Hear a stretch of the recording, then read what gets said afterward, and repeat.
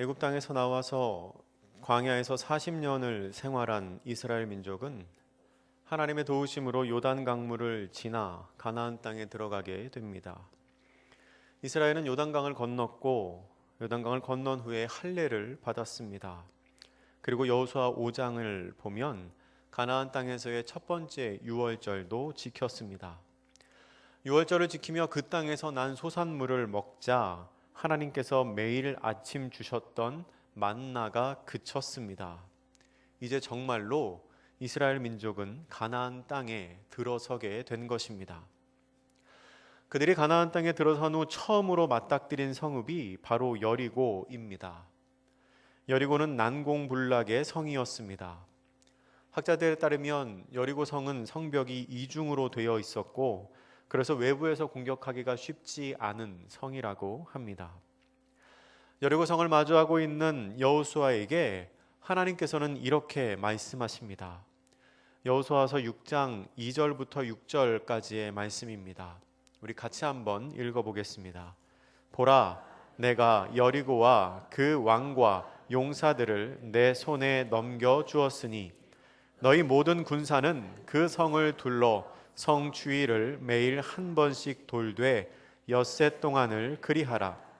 제사장 7은 7 양각 나팔을 잡고 언약궤 앞에서 나아갈 것이요 7째 날에는 그 성을 7번 돌며 그 제사장들은 나팔을 불 것이며 제사장들이 양각 나팔을 길게 불어 그 나팔 소리가 너희에게 들릴 때에는 백성은 다 큰 소리로 외쳐 부를 것이라. 그리하면 그 성벽이 무너져 내리리니 백성은 각기 앞으로 올라갈지니라. 아멘. 아멘. 이 말을 들은 이스라엘 민족은 여리고성을 돌기 시작합니다. 하루에 한 바퀴씩 6일 동안을 돌고 마지막 7번째 날에는 7번을 돈 후에 제사장이 나팔을 불자 이스라엘은 함성을 지르기 시작합니다. 그리고 그렇게 이스라엘이 크게 함성을 지를 때에 드디어 여리고성이 무너져 내립니다. 오늘 본문이 기록하는 것처럼 이스라엘 민족은 난공불락의 여리고성을 정복했습니다. 그렇다면 그들이 여리고성을 무너뜨릴 수 있었던 요인이 무엇이었을까요? 그리고 더 나아가서 우리는 어떻게 해야 우리 각자에게 주어진 여리고성, 내 앞에 있는 그 문제들을 정복할 수 있을까요? 이스라엘 민족이 여리고성을 정복할 수 있었던 첫 번째 요인은 하나님의 방법에 순종하여 하나님의 방식대로 싸운 것이었습니다. 이스라엘 민족이 여리고성을 정복하기 위해서는 그들과 전쟁을 해야 했습니다. 하나님께서도 이스라엘 민족에게 전쟁 준비를 하라고 말씀하셨습니다. 그런데 그 전쟁을 하는 방법이 우리가 생각하는 것과는 조금 달랐습니다. 여러분, 과거에 몸과 몸이 부딪혀서 싸워야 하는 전쟁에서 가장 효과적인 공격 방법이 뭔지 아십니까? 그것은 기습입니다. 기습. 적들이 예상하지 못하는 시간에 공격해서 미리 대비하고 있지 못한 상대를 제압하는 겁니다. 그리고 그 다음으로 가장 효과가 있는 방법은 매복하는 겁니다. 적들을 자신들이 파놓은 함정으로 끌어들여서 그 퇴로를 차단한 다음에 빠져나가지 못하게 만든 상황에서 공격하는 겁니다. 여러분, 이 기습과 매복의 공통점이 있는데 그것은 적들이 예상하지 못하는 시간에 적들이 생각하지 못하는 방법으로 공격을 한다는 것입니다. 그리고 그렇게 공격을 하니 자연히 상대방이 피해를 많이 입을 수밖에 없습니다. 그런데 하나님께서 이스라엘 민족에게 알려주신 전쟁의 방법은 우리가 일반적으로 아는 전쟁의 상식을 완전히 깨는 것이었습니다. 하나님은 이스라엘 민족에게 이렇게 전쟁하라고 말씀하십니다. 너희들은 모두 그 성 주위를 돌아라. 6일 동안은 하루에 한 번씩 돌고 7일째 되는 날에는 7번을 돌아라. 그리고 그렇게 다 돌면 크게 소리를 질러라. 그러면 성벽이 무너질 것이다. 참 이상한 공격 방법이지요. 그런데 참으로 이상한 공격 방법이지만 이 이야기를 들은 이스라엘은 하나님의 말씀에 그대로 순종을 합니다. 이스라엘 민족은 숨어서 공격하지도 않았고 특별한 무기를 앞세우지도 않았습니다. 그저 하나님의 말씀에 순종해서 묵묵히 성을 돌 뿐이었습니다. 당시 여리고성에 있던 사람들은 그런 이스라엘 민족을 보면서 무슨 생각을 했을까요? 처음에는 그들이 우리를 정복하러 왔다는 말을 듣고 굉장히 긴장하고 간장이 녹았다는 이야기도 하지요. 굉장히 걱정을 많이 했겠지만 그저 성벽을 따라 걷고 있을 뿐인 이스라엘 사람들을 보면서 곧 이상하다는 생각을 했을 겁니다. 그리고 그들이 변변치 않은 무기를 들고 있는 것을 보며 속으로 비웃었을지 모르겠습니다. 그런데 그런 여리고성 사람들이 모르고 있는 게 있었습니다. 그것은 바로 이 전쟁을 주관하시는 분이 하나님이시라는 사실입니다. 하나님께서는 이미 이 여리고성 전쟁의 방법을 그렇게 정해 놓으셨습니다. 전쟁을 주관하시는 하나님께서 여리고성의 전쟁 방법을 칼과 창으로 정해 놓지 않은 이상 칼과 창은 여리고성 전쟁에서 아무런 소용이 없었습니다. 그런데 여리고성에 있던 사람들은 그 사실을 몰랐던 겁니다. 반면에 이스라엘 민족은 하나님께서 전쟁을 주관하신다는 사실을 알았고 그 하나님의 방법에 순종을 했습니다. 그렇기 때문에 그들은 이길 수 있었습니다. 만약 그들이 하나님의 방법이 아니라 칼과 창을 의지했다면 그들은 결코 여리고성을 무너뜨릴 수 없었을 것입니다. 전쟁을 주관하시는 하나님의 방법에 순종하고 하나님의 방식대로 싸웠기 때문에 그들은 이길 수 있었습니다. 여러분, 우리도 하나님의 방법에 순종하는 사람들이 되어야 합니다. 하나님의 방식대로 일하고 하나님의 방식대로 싸우는 사람들이 되어야 합니다. 여리고성의 전쟁을 주관하신 하나님께서 지금도 살아계셔서 온 세계 만물을 주관하고 계시다는 사실을 믿으십니까? 그 사실을 믿으신다면 하나님의 방법에 순종하십시오. 하나님을 의지하십시오. 하나님께서 이 모든 것을 주관하시는데 당연히 문제가 생길 때에 나의 방법 혹은 세상의 방법이 아니라 그 세상을 주관하시는 하나님의 방법을 따라야 하지 않겠습니까? 그렇게 하나님의 방법을 따라 하나님의 방식대로 일하고 싸우는 우리 모두가 되기를 바랍니다. 이스라엘 민족이 여리고성을 정복할 수 있었던 두 번째 요인은 그들이 7일 동안 성을 돌았다는 사실입니다. 이것은 그들이 포기하지 않고 끝까지 하나님께 순종했다는 것을 보여줍니다. 하나님의 명령을 들은 이스라엘 민족은 하나님의 말씀대로 성을 돌기 시작합니다. 그들은 아무런 말도 하지 않고 6일 동안 하루에 한 바퀴씩 성을 돕니다. 그들이 성을 도는 장면을 한번 상상해 보시기 바랍니다. 수많은 사람들이 줄을 지어서 성벽을 따라 도는 장면은 한편으로는 장관이었겠지만 막상 그렇게 하는 사람들의 입장에서는 참 지루하고 힘든 작업이었을 것입니다. 성벽을 돌기 시작한 지 3, 4일이 지나면서는 그들의 마음속에 의심이 생겼을지도 모르겠습니다. 성벽을 한 바퀴 돌 때마다 벽돌이 하나씩 떨어진다든지 성벽에 금이 간다든지 그렇게 눈에 보이는 무언가 증거가 있다면 그런 마음속에 의심이 들지 않았을 텐데 6일 동안은 아무리 열심히 성벽을 돌아도 성벽에는 아무런 변화가 없었습니다. 그런데도 그들은 끝까지 하나님의 말씀을 따라 성을 돌았습니다. 단군 신화에 보면 사람이 되고 싶어 하는 호랑이와 곰의 이야기가 나옵니다. 호랑이와 곰은 쑥과 마늘을 먹으며 동굴 속에서 100일을 지내면 사람이 될 수 있다는 말을 들었습니다. 곰은 동굴 속에서 정해진 날을 채워서 사람이 되지만 호랑이는 견디지 못하고 뛰쳐나옴으로써 사람이 되지 못합니다.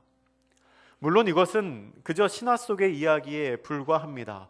그런데 여러분, 그 장면을 한번 상상해 보시기 바랍니다. 만약에 호랑이와 곰이 쑥과 마늘을 먹고 있을 때, 그렇게 하루하루를 쑥과 마늘을 먹으며 버티고 있을 때 시간이 지남에 따라 자기들의 몸이 점점 사람처럼 변해갔다면 호랑이도 곰도 계속 그 동굴 안에서 버티고 있을 수 있었을 겁니다. 그런데 고통은 날로 더해가는데, 시간은 계속해서 흐르는데 눈에 보이는 변화가 없으니까 마음속에 확신이 없었던 호랑이는 그냥 동굴을 뛰쳐나온 겁니다. 그리고 호랑이가 그렇게 동굴을 뛰쳐나옴과 동시에 그 호랑이가 사람이 될 가능성은 영원히 사라지고 말았습니다. 반면에 곰은 당장 눈앞에 보이는 변화는 없지만 이 정해진 기간을 채우면 반드시 자기가 사람이 될 거라고 믿었기에 고통을 견뎠고 결국은 그렇게 되었습니다. 여러분, 기억하시기 바랍니다. 여리고성은 하루 만에 무너지지 않았습니다. 이스라엘 민족은 하나님의 말씀을 온전히 따랐지만 그래도 여리고성이 무너지는 데는 7일이라는 시간이 걸렸습니다. 왜냐하면 그 시간은 하나님께서 미리 예정하신 시간이었기 때문입니다. 우리는 때로 우리가 원하는 일이 바로 이루어지지 않고 점점 시간이 지체되면 짜증을 내고 불안해합니다. 그렇지만 그러한 과정이 없이는 예정된 결과를 얻을 수 없습니다. 이스라엘 민족이 여리고성을 도는 것이 힘들고 귀찮다고, 아무런 변화가 일어나지 않는다고 4일 만에 그만뒀으면 어떻게 됐을까요? 아마 그들은 영원히 그 성을 정복하지 못했을 겁니다. 물론 가나안 땅에도 들어가지 못했겠지요. 마찬가지입니다. 지금 내 앞을 가로막고 있는, 나를 힘들게 하는 여리고성이 있다면 우리는 약속한 시간이 될 때까지 그 성을 돌아야 합니다. 힘들다고 해서, 변화가 보이지 않는다고 해서 지금 그 일을 포기하면 그것은 그 뒤에 다가오는 결과도 같이 포기하는 것입니다.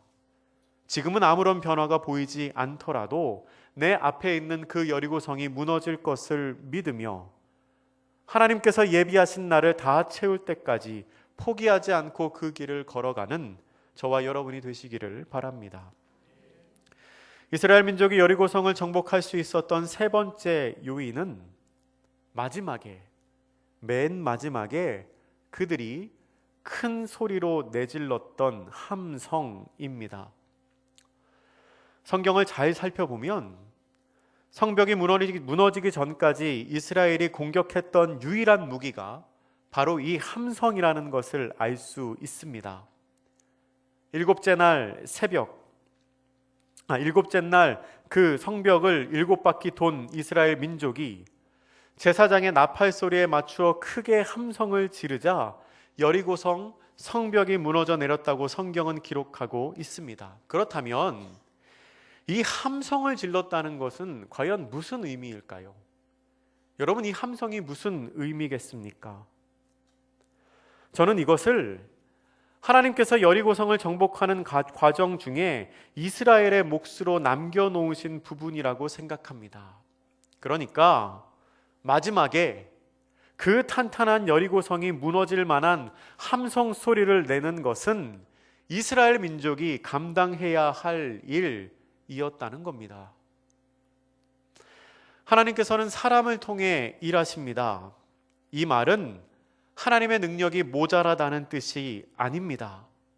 하나님께서 혼자 일하실 수 없다는 말도 아닙니다. 하나님께서 사람을 통해 일하신다는 것은 하나님께서 모든 일을 주관하시지만 그 가운데에는 사람이 감당해야 할 부분도 있다는 말입니다. 하나님께서는 사람들과 동역하기를 원하십니다. 하나님께서 일을 이루어 가실 때 그 일의 일부를 하나님께서 사람들에게 맡기신다는 겁니다. 여러분, 이 사실을 기억하시기 바랍니다. 이스라엘이 여리고성을 무너뜨리기 위해서 마지막에 소리 지르는 일을 감당했던 것처럼, 여러분, 그들이 얼마나 최선을 다해 소리를 질렀을까요? 7일 동안 그 성을 돌고 마지막 소리를 지르는 순간인데요. 그들이 그렇게 최선을 다해서 소리를 질렀던 것처럼 우리도 우리의 여리고성을 무너뜨리기 위해서 내가 힘껏 감당해야 할 일이 있다는 것을 기억하시기 바랍니다. 그것은 나의 여리고성을 무너뜨리기 위해 나에게 주어진 부분입니다. 예수님께서 죽은 나사로를 살리시는 장면을 한번 생각해 보십시오. 이미 죽은 지가 나흘이나 되어서 냄새가 나는 나사로의 무덤 앞에 예수님이 서십니다. 그리고 예수님께서 가장 먼저 하신 말씀이 무엇입니까? 돌을 옮겨 놓으라 였습니다. 돌을 옮겨 놓으라. 무덤 문을 막고 있던 돌을 치우라는 겁니다. 여러분, 예수님은 지금 죽은 사람을 살리시기 위해 오셨습니다. 죽은 사람 살리는 게 쉽습니까? 아니면 무덤 문을 막고 있는 돌을 옮기는 게 쉽습니까? 당연히 돌 옮기는 게 쉽지요. 죽은 사람 살리는 것, 저는 그거 못해도 돌은 옮길 수 있습니다. 그러면 죽은 사람 살리러 오신 예수님께서 돌을 옮기실 수 없었을까요? 아니요, 옮기실 수 있지요. 그런데 그 예수님이 돌을 옮겨 놓으라고 사람들에게 말씀하시는 겁니다. 예수님이 하시는 말씀이 뭡니까? 살을 조금 더 붙여서 말하면 이렇게 될 겁니다. 사람 살리는 건 내가 할 테니까 너는 돌 좀 옮겨라. 사람 살리는 건 내가 할 테니까 너는 네가 할 수 있는 일 돌 좀 옮겨놔라 하시는 겁니다. 예수님께서 예수님의 일을 하시는 동안 우리 또한 우리가 감당해야 할 몫이 있다는 겁니다. 실로암 맹인이 눈뜬 사건을 기억해 보시기 바랍니다. 그가 왜 실로암 맹인이라고 불리게 되었습니까? 실로암이라고 불리는 못가에 가서 눈을 씻었을 때 눈이 밝아졌기 때문에 실로암 맹인이라고 우리가 부릅니다. 그런데 예수님께서 그 맹인을 고쳐주실 때 어떻게 하셨나요? 지금 제가 말씀드린 것처럼 한 번에 고쳐주시지 않으셨습니다. 침을 뱉어서 흙을 개어 그의 눈에 바르시고 실로암 목가에 가서 씻어라, 그러면 보게 될 것이다 라고 말씀하셨습니다. 예수님께서 그의 눈을 단번에 단번에 보게 해주실 수 없었을까요? 아니요, 있으셨습니다. 그렇게 많이 기적을 베푸셨습니다. 그런데 굳이 실로암에 가서 씻으라고 말씀하십니다. 왜 그렇게 하셨는지 많은 이유 찾을 수 있을 겁니다. 그런데 그 현상만 놓고 보았을 때 우리가 알 수 있는 사실, 눈을 뜨게 하는 건 예수님이시지만 그가 눈을 뜨기 위해서 자기도 감당해야 할 몫이 있었다는 겁니다. 여러분, 내 앞에 있는 여리고성을 무너뜨리기 위해서 내가 감당해야 할 부분이 무엇입니까? 아마 여러분 각자가 잘 알고 계실 것입니다. 우리는 힘들지만 그 일을 해내야 합니다. 내 힘을 다해서 감당해야 합니다. 왜냐하면 그 일이 우리에게 주어진 우리의 분량이기 때문입니다. 그런데 여러분, 우리가 여기서 착각하지 말아야 할 것이 있습니다. 우리가 오해하면 안 되는 게 있는데요. 그게 뭐냐면 이스라엘 민족이 함성을 질렀기 때문에 여리고성이 무너진 것은 아니라는 사실입니다. 다시 말하면 여리고성이 무너진 결과를 놓고 보았을 때 그것이 무너진 원인이 이스라엘 민족의 함성은 아니라는 사실입니다. 만약에 어떤 사람이 여리고성이 무너지기까지의 전 과정을 7일 동안 한눈을 팔지 않고 눈을 떼지 않고 계속해서 지켜보았다고 생각해 봅시다. 사람들이 6일 동안 성을 도는 것을 보았습니다. 그리고 7일째 날에는 성을 7번 돌고 함성을 지르는 것을 보았습니다. 그리고 그 후에 여리고성이 무너졌습니다. 그렇다면 아무런 정보 없이 그 장면을 본 그 사람은 이렇게 생각할지 모릅니다. 저 사람들이 성을 저렇게 돈 것은 성벽에 아무런 타격을 주지 못했을 테니까 저 성벽을 무너뜨린 원인은 저 사람들의 함성에 있겠구나. 야, 함성이 대단하구나. 함성을 지르는 것에 힘이 있구나 라고 생각할지 모릅니다. 그런데 여러분, 그게 착각이라는 겁니다. 그건 잘못된 생각입니다. 여리고성은 그때 그렇게 무너지기로 하나님의 계획 안에 들어와 있었기 때문에 무너진 것입니다. 사람의 함성 소리에 무너진 게 아닙니다. 만약에 함성 소리에 무너졌다고 착각을 하는 사람이 있다면 그 사람은 앞으로 성벽이 보일 때마다 무조건 함성부터 지르고 볼 겁니다. 아, 그때 소리 질러서 무너졌었지, 이번에도 소리 지르면 무너질 거야. 근데 여러분, 그게 아니라는 겁니다. 여리고성을 무너뜨린 것은 함성이 아니라 하나님이셨습니다. 여리고성이 무너지거나 무너지지 않거나 하는 것은 하나님의 의지입니다. 이미 하나님의 계획 속에 여리고성은 무너져 있었습니다. 이스라엘 민족이 지른 함성은 그 결과를 향해 나아가는 과정에 지나지 않습니다. 마찬가지입니다. 하나님의 계획 속에 우리 각자의 여리고성도 이미 무너져 있습니다. 단지 그 마지막 몫이 우리에게 남겨져 있을 뿐입니다. 이스라엘 민족이 마지막에 최선을 다한 함성으로 그들의 몫을 감당했던 것처럼 우리도 우리의 여리고성을 무너뜨리기 위한 나의 몫을 감당해야 합니다. 그러면 하나님께서 일하실 것입니다. 말씀을 정리합니다. 이스라엘 민족은 칼 한 번 휘두르지 않고 난공불락의 여리고성을 함락시켰습니다. 그것은 이스라엘 민족을 통하여 역사하신 하나님의 기적이었습니다. 이스라엘 민족에겐 여리고성을 무너뜨릴 수 있었던 세 가지의 요인이 있었습니다. 먼저 그들은 하나님의 방법에 온전히 순종했습니다. 이 전쟁을 주관하시는 분이 하나님이심을 알고 그들은 하나님의 방법을 따라 싸웠습니다. 여러분, 그 하나님께서 지금도 이 세계를 다스리시며 모든 문제를 주관하십니다. 세상의 방법이 아니라 하나님의 방법으로 세상과 싸우는 여러분들이 되시기를 바랍니다. 두 번째로 그들은 7일 동안 성을 돌았습니다. 이스라엘 민족은 하나님의 말씀에 온전히 순종하여 성을 돌았지만 6일째까지는 여리고 성벽에 아무런 변화가 없었습니다. 그럼에도 그들은 끝까지 하나님의 말씀에 순종했고 결국 7일째 되는 날 여리고 성은 무너져 내렸습니다. 그들이 넷째 날 혹은 다섯째 날에 성을 도는 것을 멈추었다면 여리고 성은 끝내 무너지지 않았을 것입니다. 이 사실을 기억하시고 하나님께서 예비하신 그 기한을 다 채울 때까지 끝까지 그 길을 걸어가는 여러분들이 되시기를 바랍니다. 마지막 세 번째로, 마지막에 크게 함성을 지르는 것은 온전히 이스라엘의 몫이었습니다. 하나님은 함성 지르는 것을 이스라엘이 감당해야 할 부분으로 남겨두셨습니다. 그리고 이스라엘 사람들은 자기가 감당해야 할 그 일을 온 힘을 다한 함성으로 감당해냈습니다. 우리가 우리의 여리고성을 무너뜨릴 때에도 각자 감당해야 할 부분이 있습니다. 그 일을 충실히 감당하심으로 이스라엘 민족이 그리했던 것처럼 나의 여리고성이 무너지는 기적을 체험하는 우리 모두가 되기를 간절히 바랍니다. 여리고성은 하나님의 계획 속에 이미 무너져 있었습니다. 이스라엘 민족이 한 것은 그 하나님의 계획대로 온전히 걸어간 것 뿐입니다.